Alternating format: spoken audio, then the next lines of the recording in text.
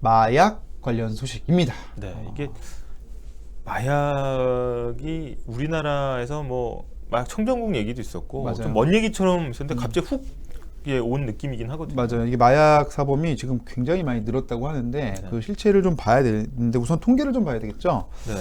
자, 얼마나 늘었나 좀 보면은 2022년에 지금 보니까 거의 한 4년 사이에 네. 2배입니다. 인터넷으로 그렇죠. 거래만 보면. 네.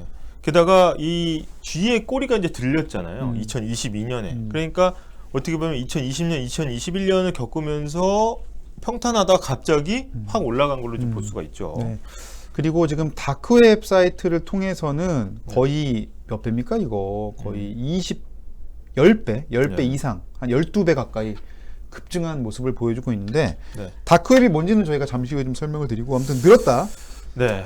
그리고 그다음에 그 중에 또 20대 20대 마약 사범이 거의 뭐 지금 3배 가까이 되지 않습니까? 그렇죠. 그래서 이 마약 문제가 더 이상 이제 미국 문제만은 아니다. 미국이나 이런 유럽이나 이런 전통적으로 좀 회자가 됐던 나라의 문제뿐만 아니고 우리나라도 굉장히 심각해졌다라는 얘기가 나오는 거고. 물론 이제 그런 경우는 있습니다. 단속을 많이 해도 늘긴 늘어요. 그거 사실은 원래 마약 사범이 1000명 있었어. 늘. 근데 단속을 1년에 한 번 할 땐 10명만 잡히고 1년에 3번 하면 30명 잡히고 이런 경우는 있어요. 그러면 네. 사실은 좀 그걸 구분해서 봐야 되고 뭐 최근에 단속이나 수사를 많이 하는 건 맞아요. 다만 그럼에도 두 가지 눈에 띄는 특징은 일단 범행의 수법 자체가 온라인이나 이런 쪽으로 잡기 힘들게 가고 있는 건 팩트인 것 같고 네, 맞습니다. 두 번째는 또 젊어졌다는 거겠죠. 이게 연령대가 좀 그 10대, 20대로 오면은 어떻게 보면 이게 의존성 약물이잖아요. 그렇죠. 그러면 계속해서 이게 중독이 됐을 경우에는 그만큼 그 뒤로 폭증할 수가 있다. 맞아요. 사용량이. 왜냐면 이게 스타트를 네. 일찍 끊는다는 건 그만큼 앞으로 더 노출이 되거나 주변에 영향을 줄 확률이 높다는 거기 때문에 네. 특히 청소년 마약은 정말 심각할 수밖에 없습니다. 네. 그래서 이제 이런 조사를 합니다. 마약이 어느 정도 퍼졌냐를 사실 이렇게 그냥 단속 건수로 보면 아까 얘기했듯이 막 단속을 많이 하면 당연히 많이 잡히고 그렇죠. 그렇기 때문에 이 뭘 터냐 하면은 하수 처리장을 텁니다. 하수 처리장. 네, 하수 처리장을 털어가지고 하수 처리장에 샘플링을 해요.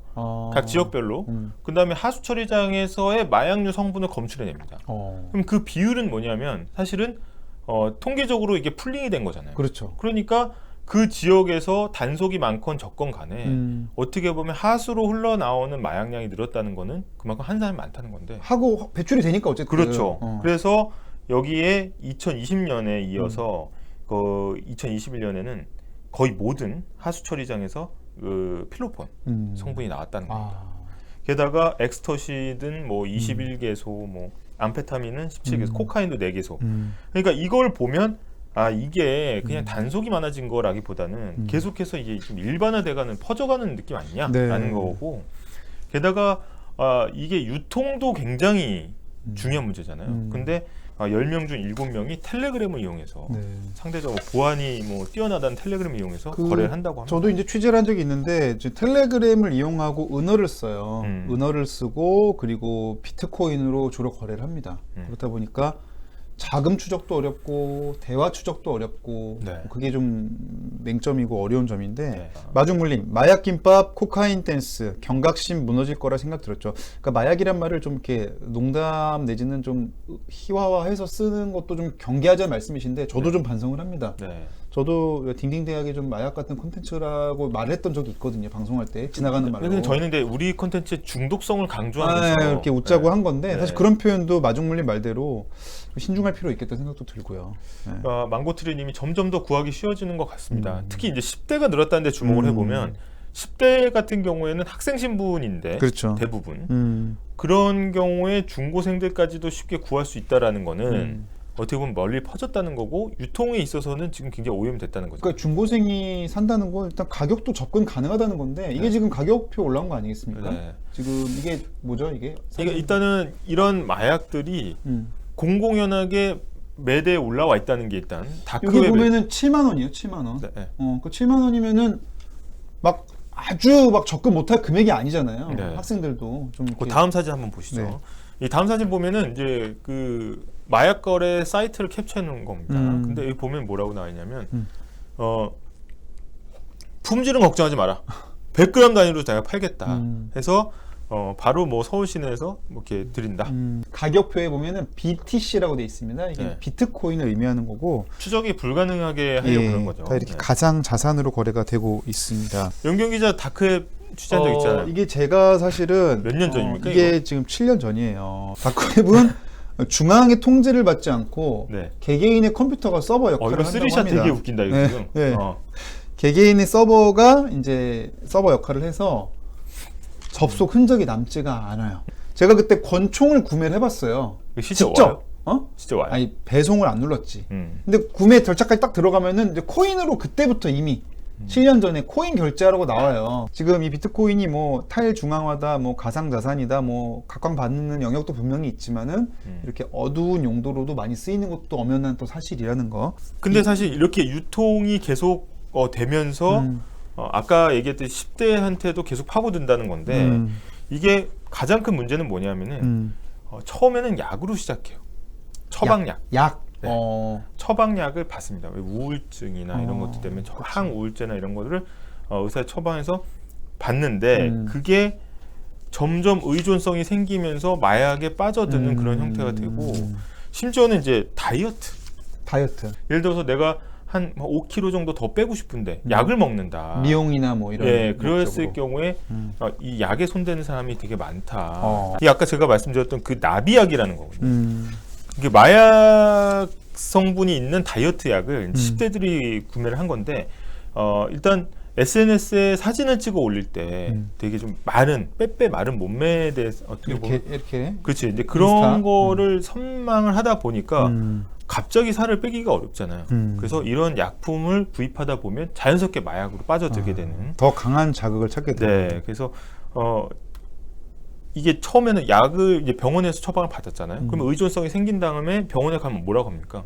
더 이상은 투약이 안 됩니다라고 하면 SNS를 통해서 그 구매 루트를 찾는 음성적인 루트를 찾게 되는 거죠. 네. 그 중에 가장 큰 데가 바로 트위터라고 합니다. 트위터 같은 경우에는 일단 기록이 남긴 남지만 되게 이제 다른 그 사회 관계망보다는 좀 덜하잖아요. 트위터에서 이제 계속해서 필로폰, 대마초, 엑스터시 이런 것들이 유통이 되는데 아까도 얘기했지만 은어들이 이제 많이 표현을 해서 겉으로 보면 아무 뭐 마약 구매라고 생각하지 못하는 그렇죠. 것들이 뭐 차가운 술이나 시원한 술, 아이스, 뭐 얼음 뭐 이런 것들은 이제 필로폰 얘기한다고 해요. 이런 식으로 지금 나오는 거고. 그래서 미국에서는 이 스키틀즈나 이런 데 속여가지고 이렇게 나오는 걸 보면은 마약 문제가 굉장히 심각한데 그 중에서도 최근에 가장 문제가 되는 게 바로 펜타닐입니다. 펜타닐. 예, 그 펜타닐의 위험성을 좀 경고하는 이 필라델피아 켄시턴 거리라고 있거든요. 거기에 영상을 한번 살짝 보고 가겠습니다. 같이 좀 보면서 얘기를 좀 나눠보죠. 네. 지금 영상 재생해 주시고요. 자, 이게 지금 쫙 이제 찍은 건데 저기 봐 보면은 이게 무슨 드라마 워킹데드 같은 거 보면은 좀비들 나오는 거 약간 그런 느낌인데 보면 길거리에 뭔가 이렇게 멈춰 있는 듯한 분들도 있고 이렇게 행동이 느려져 있고 그렇죠. 저런 식으로 저렇게 이거는 일단 행정력이 통제가 안 되는 수준, 그러니까 행정력이 미치지 못하는 거고 통제 불가능한 수준이죠. 그래서 이게 이제 단순히 마약이 뭐 본인의 선택이다라고 하기에는 이게 좀 사회적으로도 영향을 주고 있는 모습을 좀 볼 수가 있고 지금 저분 같은 경우도 좀 상당히 상태가 안 좋아 보이는데 그러니까 환각 상태에서 계속 마약을 투여하고 있는 모습 보이고 네. 좀 길거리도 좀 정돈이 안 되고 좀 기본적으로 굉장히 좀 어지러운 모습을 볼 수가 있는데 아직 우리나라가 뭐 저 정도는 아니에요 사실은. 네. 지금 뭐 신문정님 아편 전쟁 생각나네요 그러셨는데 마약이 두 종류가 있잖아요. 하나는 이제 이렇게 극도의 안정과 이렇게 좀 차분함을 가져다주는 쪽으로 이제 아편이 대표적이고 네. 반대로는 막 내가 막 힘이 세지는 것 같고 막 뛰어내리고 싶고 막 이런 쪽도 마약이 있는데 지금 방금 본 영상은 약간 후자에 가까운 형태의 좀 축 늘어진 그런 네. 모습들을 많이 볼 수가 펜타닐이 있습니다. 위험한 이유는 뭐냐면 완전 치사량. 그러니까 만약에 이제 투여됐을 때 사람이 치사에 이르는 그러니까 죽음에 이르는 이 치사량이 2mg입니다. 2g도 아니고 2mg. 밀리그램으로 사망한 거예요. 그러니까 이 헤로인이라고 얘기하는 우리가 헤로인의 100배. 그렇기 때문에 요거를 만약에 처음에 접했을 경우에는 그 다음에 의존성이 훨씬 빨라질 수 있다는 거죠. 그러네요, 진짜. 근데 문제는 여기에서 사망까지 이르는 경우가 굉장히 많기 때문에. 아니 2mg이 치사율이면은 그냥 한 방울 더 먹으면 사망이네. 그러니까 저희가 이제 투여량을 잘못 조절했다라고 희석을 하면 잘못한다든가. 그러면 그냥 죽는 거예요. 그냥 사망이네. 네, 사망이기 때문에 일단 2017년부터 2018년 1년 동안 미국 질병관리본부에서 7만 명 이상이 약물 과다 복용 후 사망했는데 그 중에 절반이 펜타닐이다. 이런 결과도 있습니다. 지금 이게 이제 사진이 이제 펜타닐 희생자들을 모아놓은 사진인 거죠. 네. 지금 이만큼 많고 흔하다. 그러니까 우리가 아까 사실은 지나치면서 본 영상 중에 사실은 돌아가셨을지 모를 분도 계시는 거예요. 이런 위험이 상존하는 이상은. 그렇죠? 네, 맞습니다. 그래서 이 펜타닐은 미국에서도 굉장히 큰 문제고 심지어 어떻게 이 사람들 유인하냐면 길거리에 이제 돈이 떨어져 있는 거예요. 달러가. 바닥에? 네. 그걸 주워야지. 줍는 순간 펜타닐 가루가 날리면서 진짜로? 바로 약에 의존하게 되는 그런 식으로 지역 주변에 계속해서 이제 중독자들을 만드는 거죠. 마약상들이. 하긴 2mg이 치사량의 정도면 종이에 살짝 묻혀놓은 것만으로도 환각 효과를 줄 수 있겠네요. 네, 일단 돌아가신 분들도 굉장히 많고 다음 사진 좀 주의해서 보셔야 될 것 이거는 같은데. 조금 이제 네. 노약자나 임신부 분들은 조금 빨리 넘어가겠습니다. 네. 이게 좀 얼마나 이 몸에 나쁜 영향을 주는지를 보여드리기 위해서 저희가 좀 짧게 좀 인용을 한 건데. 하여튼 딱 보면 이제 얼굴이 많이 상하죠, 이렇게. 네. 이런 이게 모습들. 동일인이라고 보기 좀 어려울 정도로 이게 사람의 몸을 쥐어 짜는 거거든요. 그렇죠. 그러면서 감각을 극대화시키는 거기 때문에 사람이 망가질 수밖에 없습니다. 이거는 이제 뭐 치약 테스트 같은데요? 네, 그러니까 아까 펜타닐 얘기를 했었잖아요. 그러니까 마약을 투약하는 사람들도 펜타닐은 거북한 거야. 자기도 무섭구나.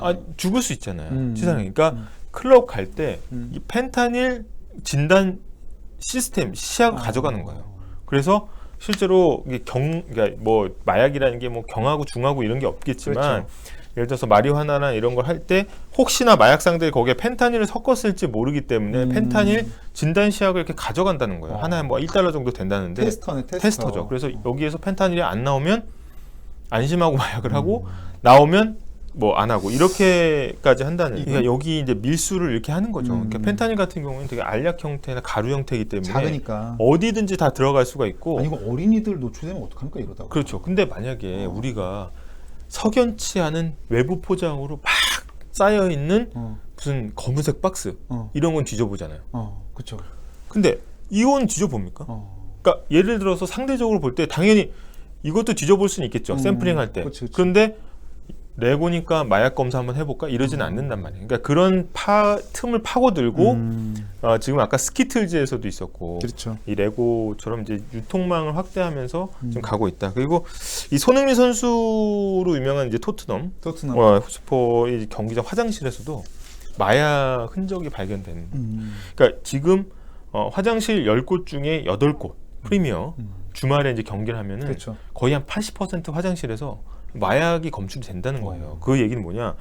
거의 A급 약물에 취한 사람들이 EPL 경기장에 가서 축구 응원을 한다는 거예요. 그렇군요. 근데 축구 응원이라는 게 클래식 공연처럼 편하게 보는 건 아니죠. 사람을 흥분시키잖아요. 그렇잖아요. 그런데 거기에 A급 마약이 들어갔다 하면 이거는 그냥 폭력 사태로 바로 갈 수 있는 거죠. 우리나라가 과연 그러면은 마약 청정국이냐 했을 때 이 상징적으로 보여준 사건이 하나 있습니다. 이 마약 전담반 경찰분인데 이분이 검찰총장상, 뭐 부산지방경찰청상 50여 차례 하고 집어넣은 마약 사범만 2,000명이 넘어요. 이분이 뭐 황정민이네. 그렇죠. 네, 살아있는 황정민이신 거네. 1989년에 무도 경찰로 이제 경찰 제복을 입습니다. 그런 다음에 12년 동안 뭐 거의 귀신 경찰이라고 부를 정도로 마약을 다 잡습니다. 네. 그래서 이제 상도 받고 이러는데 일단 마약 조직에 들어가서 이 정보들을 빼내야 되잖아요. 그래서 그렇죠. 언더커버에 들어갑니다. 그러니까 위장 잠복 수사를 하는데 여기 판매상들이 의심을 안 살려면 어떻게 되겠어요? 같이 해야지. 같이 해야 되잖아요. 그러면서 의존증이 생긴 거예요. 이거 약간 저기 그 신세계나 영화 네. 무간도 같은 스토리네요, 진짜로. 네, 그런 다음에 이 경찰관의 삶이 망가졌습니다. 진짜 마약 중독이 됐어요. 마약 중독이 되면서 뭐 가정도 파탄이 났고요. 그다음에 다른 가족들하고도 완전 인연이 다 끊겼고 이 부친은 아들이 이렇게 마약 중독이 됐다는 거에 쇼크를 받아서 돌아가셨어요. 그러니까 이제 어떻게 보면 나라를 위해서 일을 한 건데 이 마약의 의존성이라는 게 경찰 그 안에서 이제 공적인 활동하는 경찰까지도 헤어나올 수 없을 정도로 그 정도로 의존성이 크다는 거죠. 지금 해외에 계신 똑띵이 분들 계속 의견 주고 계신데 장만월님께서 미국 같은 경우는요 의료 비용이 엄청 비싸요. 그래서 상대적으로 저렴한 펜타닐에 의존할 수 있는 상황이 더 잘 됩니다. 네. 그런 점도 있을 수 있겠네요. 네, 맞습니다. 이게 처음에는 의료용으로 이제 강한 이제 진통제. 그렇죠. 그래서 우리가 CRPS라고 하지 않습니까? 이제 극도의 고통을 느끼는 이런 증후군도 있는데 이런 것들을 좀 치유하기 위해서 이제 고안된 1959년도에 나온 굉장히 그렇죠. 진통제 중에서는 굉장히 오래된 거예요. 그런데 이거 자체도 어떻게 보면 아까도 얘기했듯이 처방약에서부터 시작해가지고 그렇죠. 점점 의존성이 커지면서 자기도 모르게 약물 중독이 되는. 박수빈님, 의지가 강해도 헤어나올 수 없는 마약. 아까 그 경찰관분 같은 경우에는 직접 마약 사범을 잡는 분인데 얼마나 마음을 굳게 먹고 들어가셨겠어요. 그렇죠. 그런데 그런 분들조차도 의존성을 벗어나기 어렵다는 거는 그만큼 마약이라는 게 한 번 손을 대면 안 된다는 거죠. 맞습니다. 네.